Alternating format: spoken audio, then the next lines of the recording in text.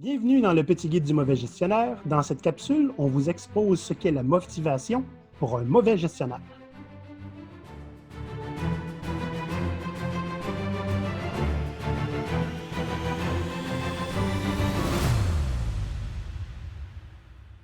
Quatrième section, la motivation pour un mauvais gestionnaire. Section 1, ne jurer que par la théorie X.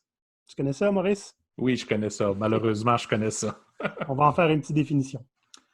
Nul besoin de m'étendre sur le sujet, puisqu'écrire ce guide est un travail, je vais en faire le moins possible et copier ce qui est écrit sur Wikipédia.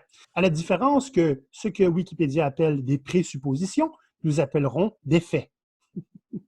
Alors, voici les faits de la théorie X. Et sans blague, c'est vraiment sur Wikipédia, tout est là. Naturellement, l'être humain moyen n'aime pas le travail et l'évitera s'il le peut. Du fait de leur aversion à l'égard du travail, la plupart des gens doivent être contrôlés, voire menacés, afin qu'ils travaillent suffisamment dur. Ainsi, les travailleurs ne fournissent l'effort attendu que sous la contrainte ou contre une récompense, le salaire.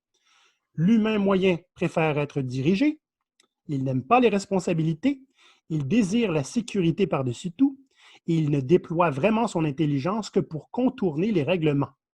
Donc, renforcez votre position d'autorité en expliquant à tous vos collègues la pure vérité selon laquelle être menacé pour qu'ils travaillent plus dur fait partie de leur destinée à jamais. Tu sais, ça, c'est une notion qui est sous-jacente au Taylorism.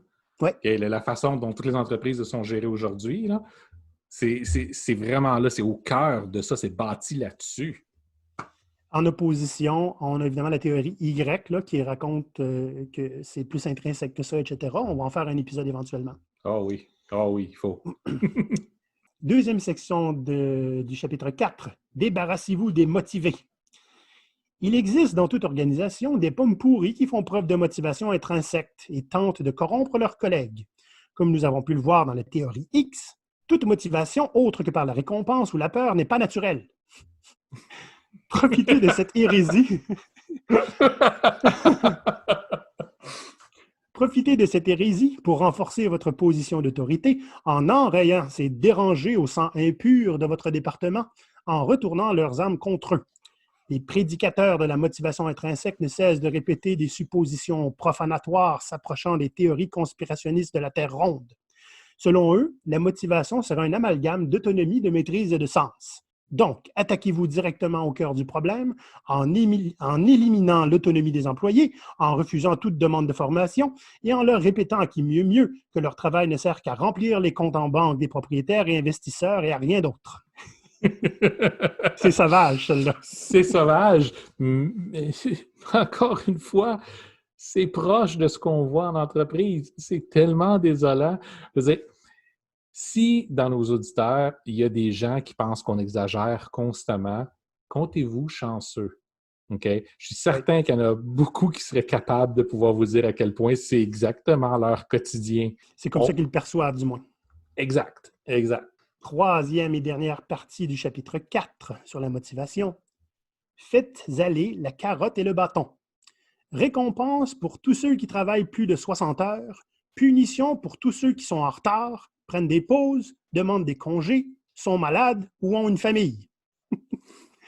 Si vous vous sentez d'aplomb pour créer un nouveau mouvement dans votre organisation, vous pouvez renforcer votre position d'autorité en prenant ce paragraphe au pied de la lettre. Ne leur donnez que des carottes en récompense et battez-les à coups de bâton s'ils travaillent moins que les 75 heures par semaine nécessaires à l'obtention d'une possible et hypothétique considération pour un ajustement de salaire annuel.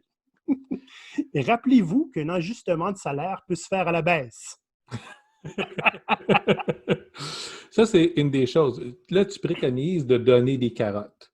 J'ai vu bien des endroits où ils vont se limiter à faire des promesses de carottes. Encore une fois, j'ai vu un gestionnaire, par exemple, qui promettait des bonus si on réussissait à atteindre les objectifs qu'il nous mettait. Okay? Mais comme outil de motivation, il m'a expliqué, parce que j'étais gestionnaire à ce moment-là, que les objectifs sont toujours un petit peu plus loin que ce qui est possible pour l'employé. Parce que comme ça, il va essayer de se dépasser constamment. Fait que là, le truc, c'est que s'il s'approche un petit peu trop, tu peux les bouger un tout petit peu puis prétendre que c'était une mauvaise compréhension. Ah, bien sûr. On disait la même chose, mais on n'a pas compris la même chose.